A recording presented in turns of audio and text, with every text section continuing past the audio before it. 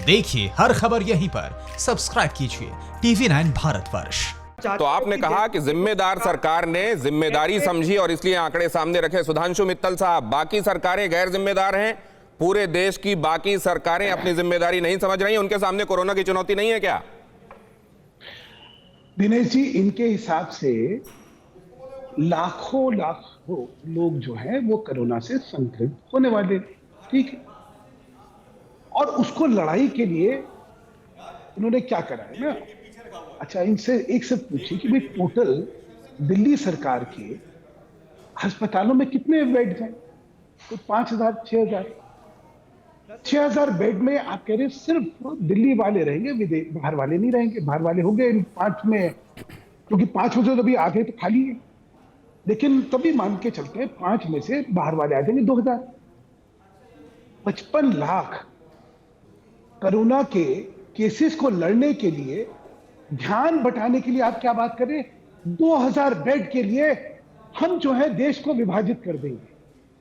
बाहर वाले नहीं आ सकते, यहां नहीं रहते। तो बाहर वाला कौन है? मैं उसकी रियली परिभाषा जानना चाहता हूं। केजरीवाल जी, जब आप ओथ लेने आए थे 6 साल पहले, कहां से आए थे? आप दिल्ली से नहीं आए थे, आप गाजियाबाद से आए थे। वो गाजियाबाद दिल्ली है या नहीं है, ये और बता दीजिए। आपके सारे मंत्री, उनमें मैं हूं दिल्ली का बाशिंदा, मैं दिल्ली में रहता था, तेलीवाड़ा में। मैं हूं दिल्ली का, बाकी सब तो बाहर से आए हुए। तो किसको आप दिल्ली वाला कहेंगे, किसको दिल्ली वाला नहीं कहेंगे, इसकी भी परिभाषा दे दीजिए। लेकिन ये क्यों कहा जा रहा है? देखिए, ये विवाद क्यों खड़ा करा जा रहा है? ये सबसे ज्यादा महत्वपूर्ण चीज है, ताकि असली विषय से, असली विफलताओं से भटके, अलग होके हम ऐसे बहसों में पड़ जाएं जिससे कि सरकार की विफलता जो है लोगों के सामने और जहन में। मैं कुछ चीज आपसे पूछना चाहता हूं। आज तक आपको कभी इन्होंने ये आंकड़ा दिया है कि आज के दिन दिल्ली शहर के अंदर हमने कितने टेस्ट करे? कितने तो सरकार ने कर रहे और कितनी प्राइवेट लेबोरेटरीज ने करे? क्योंकि देखिए, प्राइवेट लेबोरेटरीज जो कर रही है वो 4,500 रुपए प्लस ले रही है। इन्होंने कितने करे रोज के? ये ना करें। ये क्या करते हैं?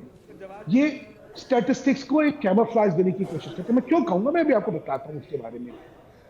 आज दिल्ली के अंदर टेस्ट करवाना अपने आप में सबसे बड़ी दिक्कत है। लोगों की तबीयत खराब हो रही है, ऑक्सीजन लेवल बॉडी का 60% पे आ गया है, लेकिन टेस्ट नहीं हो सकते। तो टेस्ट कहां करेंगे? कॉर्पोरेशन ने कहा कि हमारे हिंदूराव अस्पताल को हम बनाना चाहते हैं, कोविड आज तक इजाजत नहीं दी। टेस्ट करना चाहते हैं, वहां पे आज तक टेस्ट नहीं हो तमाम दुनिया में। अच्छा, यहां तक और समझ लीजिए आप, जिन जिन जगह पे टेस्ट लेबोरेटरीज कर रही थी, उन लेबोरेटरीज को बंद करवा दिया। क्यों बंद करवा दिया? ताकि ज्यादा टेस्ट होंगे तो ज्यादा विशाल रूप निकल के आएगा, नंबर हम कम कर सके, इसलिए टेस्ट ही ना होने दो। तो इस तरह की विकृत मानसिकता को लेके जो व्यक्ति ये सारी चीज को कर रहा है, अब आप देखिए 2.5 महीना 3 महीना हो गए, आज आपको समझ आ रही है? अरे लॉकडाउन तो चालू हो गया था 4 तारीख से। लॉकडाउन जो है खत्म, जो है आपको उन्होंने तसल्ली से सुना है, आप भी सुन लीजिए अक्षय मराठे, फिर उसके बाद जवाब दीजिए। आपने क्यों नहीं करा ये सारी? देखिए, अब और दूसरे राज्यों ने क्या करा?